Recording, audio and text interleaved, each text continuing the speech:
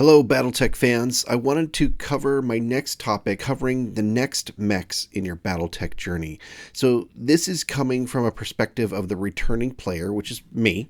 I'm a returning player, and I've played these war games before, but it's also meant for the new player. So if you're new coming to Battletech, you've got the game of Armored Combat, you don't really necessarily know where to go, this video is for you. So again, if you're a veteran, I welcome your commentary. Please, these are my opinions. Please assume that I don't necessarily know everything. I don't think I know everything.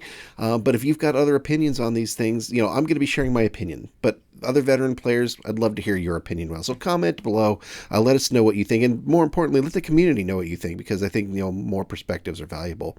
So again, the goal of this video is to socialize with you the next mechs you want to get after you get a game of Armored Combat. There's lots of strong opinions out there. Mine is one opinion of many strong opinions lightly held, so please feel free to chime in. And again, these are my recommendations, or these are my thoughts, and your mileage may vary. We're going to stick to Battletech in the era of 3025 and earlier, kind of pre-clan. So we'll start from that position. So let's do this. Assume you have the game of a game of Armored Combat. Let's say you have that box set. You've got those 8 mechs. Maybe you've painted some of them up. Maybe you've even gotten in a game or two under your belt, and you're thinking about what should I get next. So you're in love with the mechs. You've got those 8 mechs. They're great. You're hungry for more. Where do you go? What do you do? Which ones? So I'm going to come at this from the perspective of these will all be great additions to your collection no matter what. Not necessarily from a narrative perspective, but definitely from a narrative perspective. I really encourage you should be playing narratively. These battle mechs have a story more than just the bubbles, the armor bubbles and the stats and the weapons and whatnot. There's always a story behind these mechs, and really kind of get behind that. But again, these mechs are what I think complement each weight class, and really kind of shining examples in each weight class. And there's going to be 4 weight classes that we talk about. We're going to talk about lights, mediums, heavies, and assault. And that's what I'm going for. It's like, look, if you pick some of these mechs and you're playing in the 3025 or earlier time frame, you will not be sad that you picked these mechs. Again, there are certainly others that you may like, which I won't necessarily talk about here, but I'm going to talk about 3 or 4 different entries in each one of those weight classes, and kind of what's good, what's bad, what you're kind of getting into when you pick some of these. So let's talk very briefly about what's actually in the box set of a game of Armored Combat at each weight class, and talk about the shining stars. So I'm not going to talk about these mechs in terms of next purchases, because you've already gotten them, but the things we talk about in terms of next purchases, they're going to complement these mechs. So the mechs that are great in a game of Armored Combat, Catalyst did a great job of picking some really iconic mechs that are going to work well for you in just about any game that you want to play. Some are better than others, but all of them are good choices. None of these are bad choices. But in particular, I think the assault class mechs are really, really good that they include in a game of Armored Combat box set. But let's go through the mechs that are in a game of Armored Combat in each weight class that are really good and that you're probably always going to want to play. So for the lights, the Locust. You've got the Locust in there. You will never be sad that you have a Locust or 2 or 3. They're fantastic little mechs. They're great speed. Its speed is its armor. It's super fast. It's got machine guns, so that when you eventually want to play Total Warfare, which is, not just mechs, it's tanks and planes and infantry and all that good stuff. Having machine guns is really good at clearing out infantry, so you're always going to be happy that you have those in a Total Warfare sort of situation. And it's got a pop gun medium laser for the Locust. It's always good. Now we're talking about the common variants here, so we're not going to go into the ones with the missile launchers instead of the machine guns, but really, it's got the speed, it's got the pop gun laser to kind of, harass, it's got the machine gun to kind of clear out infantry, and really the role of the Locust is a spotter mech, and we can talk about that more in time, but basically this mech runs around spotting for other mechs that maybe have a lot of long-range missile packs, and called down indirect fire. So it's really fantastic for that. Moving on to the medium weight class for a game of Armored Combat, the Wolverine is a great little mech. Its real strength is that it has no weaknesses. It's tough. It's got great weaponry. It's got decent heat heat dissipation. It's got, it's good firepower. It's got good punch. You will never be sad for taking a Wolverine. In the heavy slot From the Game of Armored Combat, you've got the Thunderbolt. It's an awesome all-around mech. It's very tough. It's brutally tough. It's got weapons for each range. It really kind of struggles with heat dissipation, so you really got to pay attention to what you're firing every turn. But overall, you'll never be sorry for fielding a Thunderbolt. It's really great. And again, the assault mechs that are included in a Game of Armored Combat, the Awesome and the Battlemaster are fantastic mechs. The Awesome has tremendous damage output and ridiculous armor. That is probably one of the toughest mechs in terms of armor coverage out there. And the Battlemaster is a great brawler. It's a really big mech and can really bring the pain in close quarters combat. So you've already got great entries when you've got the Game of Armored Combat. But what we're going to focus on is, what are the next mechs? Okay, so maybe you've played some of these mechs, you've played some of the weight classes, you've painted them up and you've played them a little bit, and now you're like, okay, I'm hungry to learn more about the game. What other mechs should I be looking at? So let's jump right in. The first weight class that I'm going to talk about is the light mech class. And the first one, so you've got the Locust, you've got Commando in the a Game of Armored Combat. The very next mech I would get is called the Jenner. And so you can take a look at these all on Sarna. It is a guerrilla fighter. It's very fast. It's 7'11" on the speed, so walking and running. It's got decent heat dissipation, but really what it's got is great short and medium range weapons. It's got the 4 medium lasers and an SRM 4-pack on it. It's basically really good at running around and being a skirmisher or a guerrilla fighter, kind of getting into the back arc of some of those other mechs and lighting them up. Just lots and lots of weapons for a little 35-ton mech. Some of the pros on this guy are, it's got great speed, great weapon loadout for a smaller mech. It's also got jump jets, so it can kind of be sneaky and really get into places where other bigger mechs maybe can't do quite so well. Some of the cons on the Jenner is that it's got fairly light armor, and it struggles with heat management under alpha striking. So you're going to be able to pop off a couple medium lasers and your SRM 4-pack pretty regularly. But if you're going to try to alpha strike with this mech, you're quickly going to find that you do not have enough heat sinks. So you really kind of have to be, you got to have some heat discipline, some heat management when playing with this mech. But a Jenner, you will never be sorry that you have a Jenner in your collection. So the lore on this mech is that when the Jenner was first introduced in 2784, it was designed by the Draconis Combine. It was this kind of this source of national pride. Like, this is our mech. This is something we've designed. It was designed as a guerrilla fighter and be the foundation of a highly mobile lances. And it's got jump jet. It was built with jump jets. It's got the 4 medium lasers.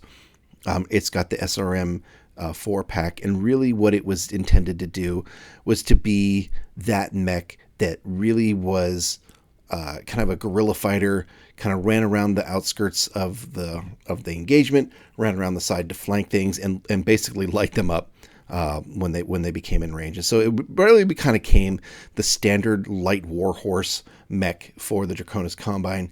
Now, through the succession wars and whatnot, other houses ended up picking up as salvage or what have you, but basically this started off as a house create a mech, and one of the favorite tactics that lances would use, of general lances, would to gang up on other mechs and just wait for the moment to pounce and then just unleash a devastating alpha strike, shooting everything into it, and basically lighting up much larger mechs and becoming victorious that way. So the Jenner, great little mech, little 35-ton mech.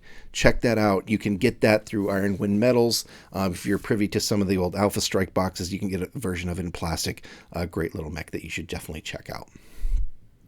The next entry in the light category that I think is a really great mech is the Panther. So this mech is another light. Its role is a light support mech and a fast sniper, and I'll get into what that sort of means in a moment. The key differentiators on this mech is that it is a light mech, but it's got a PPC. And that's really kind of interesting, because you think about a light mech, you usually don't think of things like maybe more than a medium laser or maybe even a large laser. This puppy's packing a PPC. And so he's small, he's fast, he's light, but he carries a really big stick. Now, it can't take too much of a punch. Again, it is a light, So, but it's just interesting that such a light mech had a PPC on it, and that was very intentional. Some of the pros on this, it's got for a light, it's got decent armor. It's got a great weapon loadout for a light, like I said. It's got reasonable heat management. But one of the cons for this, it's a little slow for a light mech. I mean, it's not the slowest thing on the table, but for as light as it is and as lightly armored as it is, it's, again, you think of a light mech, its armor is its speed. And the Panther is not as fast, say, as a Jenner or a Locust, and so you're not getting quite the same modifiers you are on those mechs. But needless to say, it's still pretty quick. Its speed, if you keep this thing running, you're going to probably be okay. So the lore on the Panther is that the Panther is another one of those iconic Kurita Draconis Combine mechs. The design started in 2739 as a request from Star League to provide a support for other light, fast-moving mechs. And so really, this is a support mech of light mechs. And so it's kind of that guy that hangs back but can hang with the lights, but provides excellent punching capability above its weight class at range with the PPC. So it's capable of providing strong cover for other lights and even other mechs. And it typically is used in covering fire for mechs, but it's equally at home using its jump jets to kind of reposition itself and kind of pop off an opportunity shot against some other mechs. So check this guy out, Panther mech. Again, there's a couple of different places you can find it as an Alpha Strike plastic, or you can find it as an Ironwood Metals. Really great little mech. I've not played a lot with it myself. But I've had it played against me, and they've been pretty effective, and I had a lot of fun playing it. So you should definitely check this out. All right, so that's where I might suggest you start on the lights. There are certainly some other honorable mentions that maybe you can take a look at. I would recommend that you take a look at the Valkyrie. I'd take a look at the Wolfhound, although that's not exactly 20 or 3025 and before. I'm also really warming up to the Mongoose. I really like it. It's fast like a Locust, but it's packing 3 medium lasers. It's a 25-ton mech. You should definitely take a look at the Mongoose. Kind of a quirky little design in terms of its looks, but I'm really impressed with it from a stats perspective, and I've seen it in a game and haven't gotten enough games under my belt to really kind of fully recommend it, but I'm really intrigued by it and I want to play it more. So let's move on to the medium mech class. And so these are kind of your backbone of any force, your lances and whatnot. And so you've got the medium mechs in the game of Armored Combat with the Wolverine and such. These mechs will be great additions to your forces from the medium perspective. The first one that I can think of is the Hunchback. It's a pretty iconic mech. You should definitely check this out. So its role is really as a bodyguard mech or a close heavy fire support mech. So this is really kind of the quintessential medium mech with the big gun. This is the big guy. He's got the big autocannon 20 on its shoulder, and that's really its key differentiator. This guy is walking around with a big old autocannon 20 on its right shoulder, and he's just, come at me, bro. And so this guy, when the autocannon 20 gets in range, everyone's paying attention to that dice roll, right? Is that AC 20 going to hit? Even when the modifiers are high, people stop. Like, oh boy, here comes an autocannon 20. You hit somebody in the head with an autocannon 20. Now, granted, that's, pretty rare circumstance, but that's basically curtains for that mech. So, Hunchback, fun little mech, always a focal point of the game. Usually it's going to attract a lot of hate because people get afraid of that AC-20, but it's a really fun mech. I really encourage you to check it out. So some of the pros on the Hunchback is that it's got really good armor, particularly for a medium mech. I think it's got decent heat management for its weaponry loadout. Usually you're not running into a whole lot of issues. You have the autocannon 20 and you've got 2 medium lasers on the standard build on this thing. You can run this guy, the AC-20 produces a lot of heat on its own, but usually you're firing that guy and it's got the same range as the medium laser. So you can usually walk or run, shoot that thing and maybe another medium laser, and you're not going to worry too much about heat. So the cons on a hunchback, I would say, are it's fairly short range. So like I said, all the weapons on a hunchback are all at the same range, and it's that 369 hexes. If you're playing hexes Battletech, your maximum range is 9 hexes. And so that's pretty danger close, and that's the maximum range for an autocannon.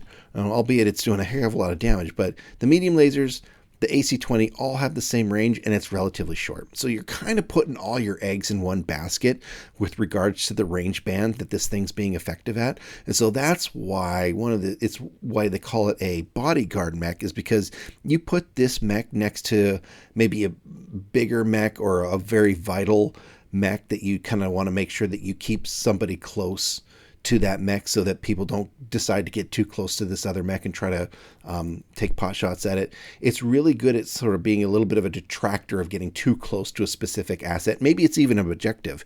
Like an objective holder's like, don't get too close to this objective because someone's going to pop, this hunchback's going to pop you with an AC-20. So that's where it kind of gets that notion of the bodyguard mech.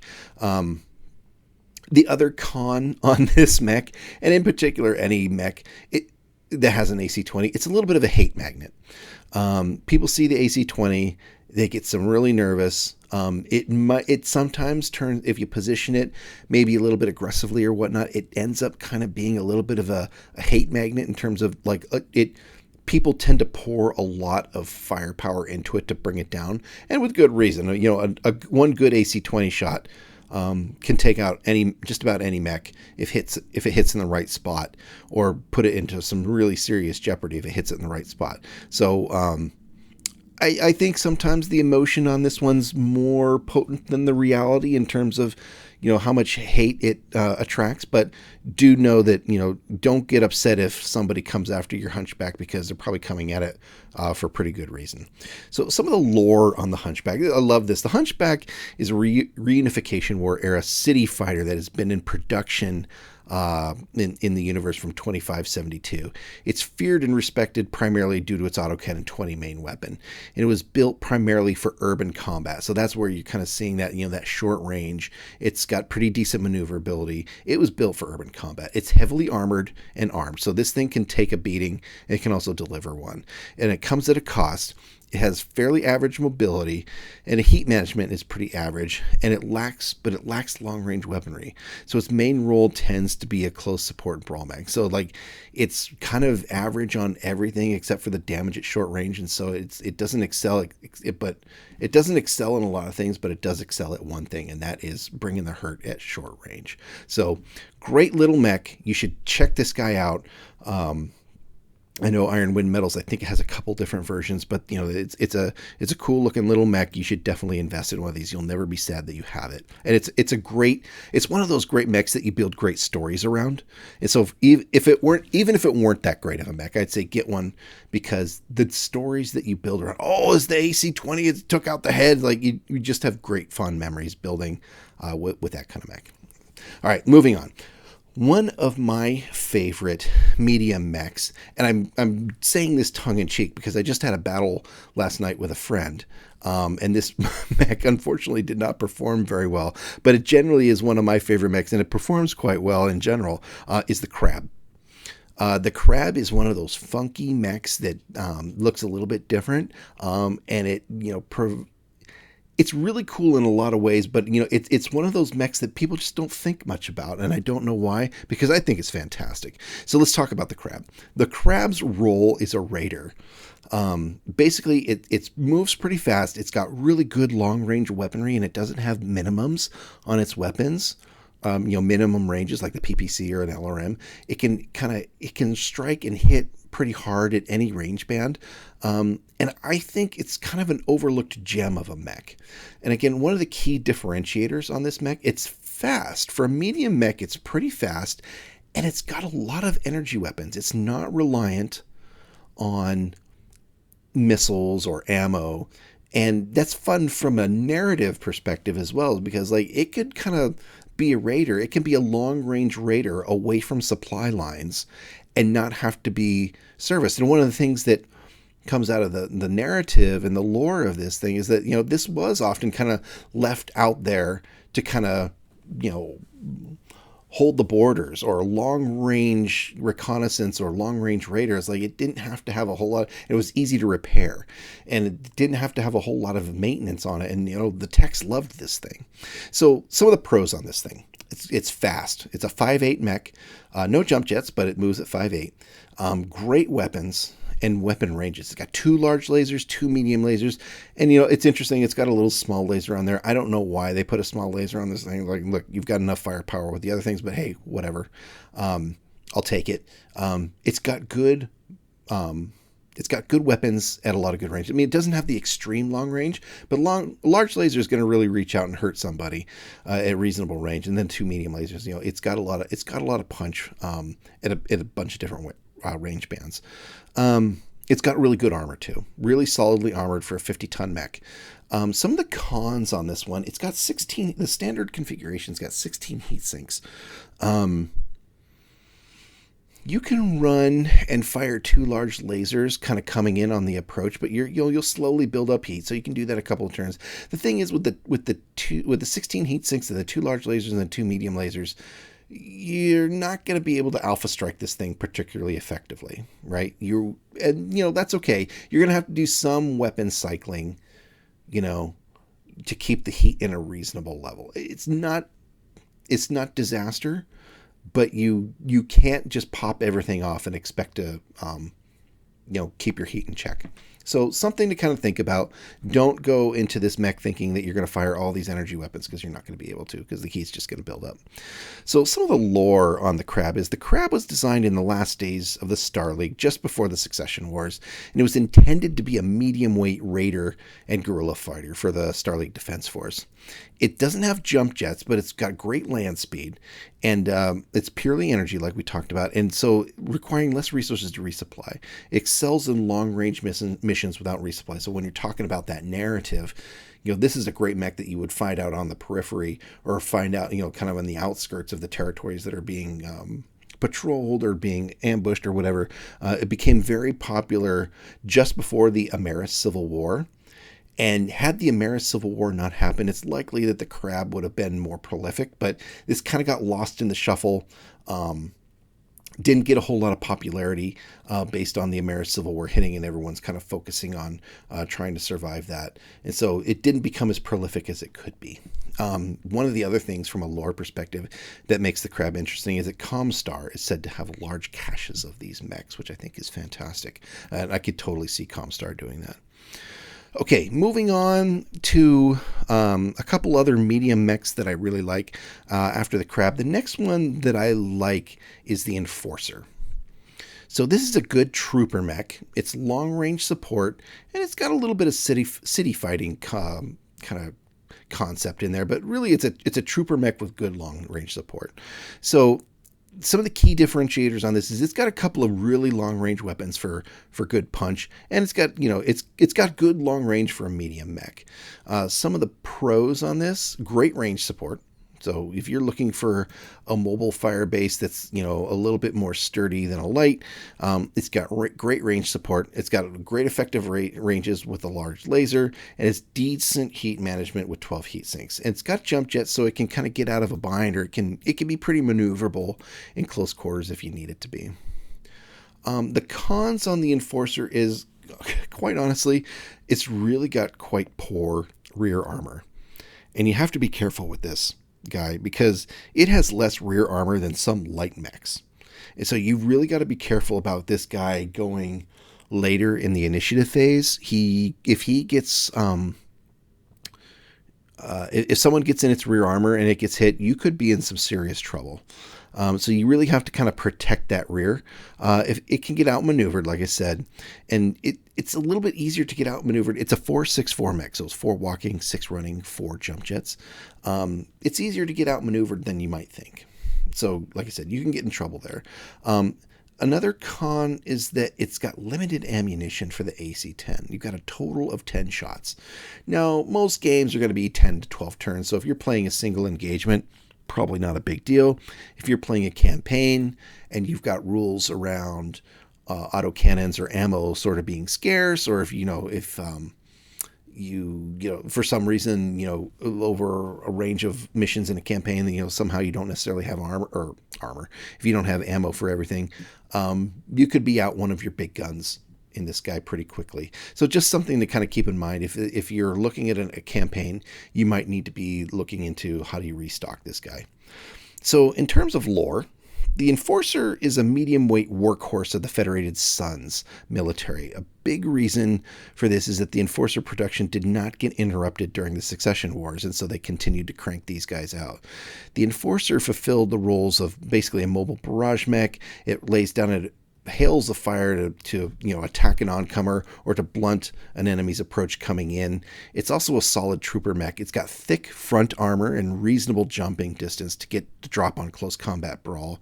It doesn't have any hand actuators to pick up objects, so not an ideal choice for missions where you need to physically grab materiel, but it's a sturdy and inexpensive design, and mobility also made it an ideal city fighter, especially when sniping. So I really look at this guy as sort of that long range support. Keep your back to a wall or keep your back protected and you're going to be just fine. Another mech that I really like in the medium weight class is the Phoenix Hawk, PHX-1. So the role of this mech is a reconnaissance and eventually kind of turned into a recon command mech. The key differentiator of a Phoenix Hawk is it's a jack-of-all-trades mech.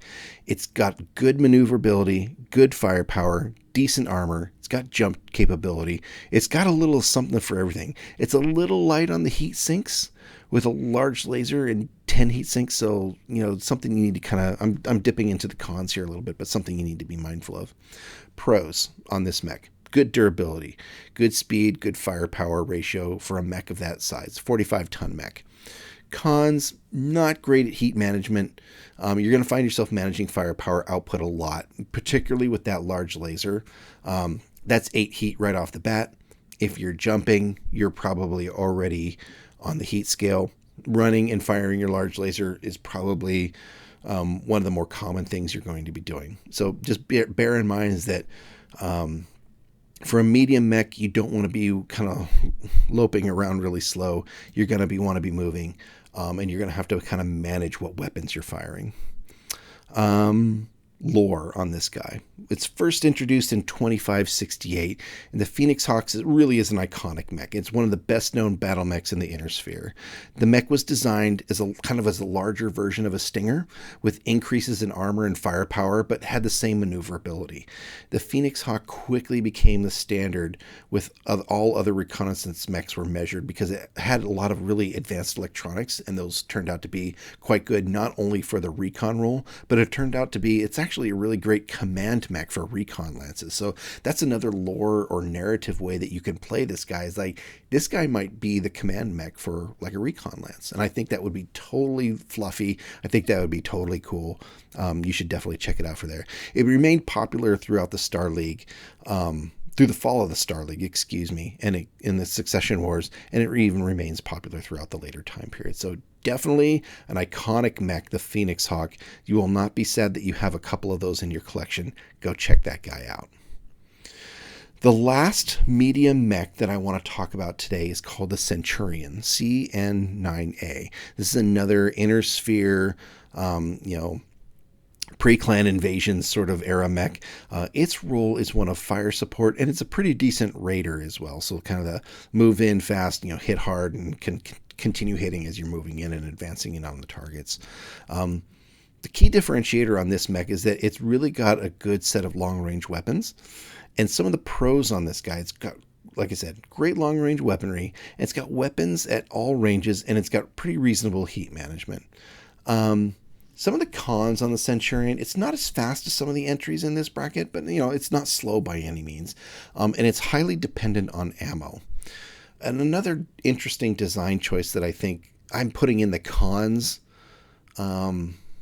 bucket for this mech is that one of the medium lasers is rear mounted, which strikes me as a little odd. I mean, I don't know. I get it. It's not the design choice I would have made for this mech, but there you have it. There's a medium laser that's rear mounted. The lore on this guy is the Centurion was originally designed to be a fire support mech. To maximize its success in this duty, To maximize its success in this duty, the Centurion boasts good armor and a good array of long-range and medium-range firepower. And it was part of the First Succession War. It saw a lot of action early in its career and became fairly distinguished in early tenure. It was particularly useful and became very popular in the Federated Suns, and it's sort of the unofficial official mech of the Federated Suns of that era. The Centurion also became known for making slow, steady advances and providing withering covering fire for the more forward mechs. So you're going to find that, a lot of people really like playing the Centurion. I think it's a really good mech. It brings a lot to the table. Again, you will not be sad that you brought this mech into your collection.